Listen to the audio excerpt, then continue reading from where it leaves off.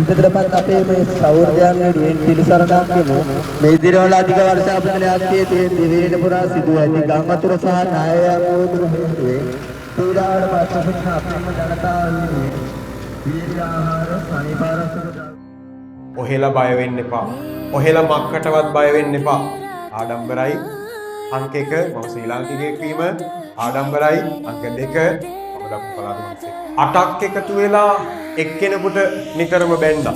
දැන් ඒ කෙනා එකතු වෙලා ඒ 8ටම උදව් කරන්න මාර්ගයමක් දෙනවා. උන්ගේම භාෂාවෙන් කියනවා නම් නැත්නම් අපේම භාෂාවෙන් කියනවා නම් ඔහෙලා බය වෙන්න එපා.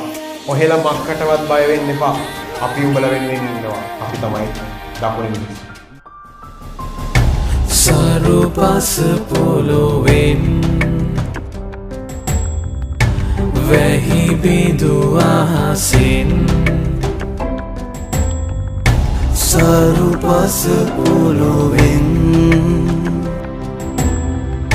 වැහි බිඳු අහසින් මිනි කැට මුතු කැට මගේ සිරිලක ඇත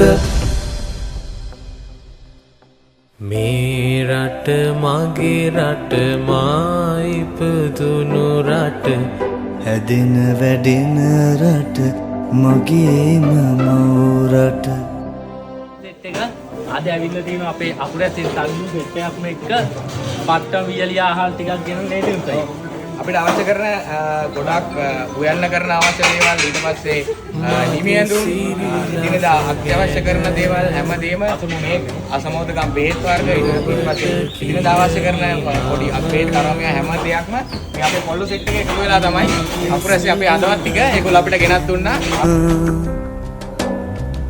ලොවට කියමි මම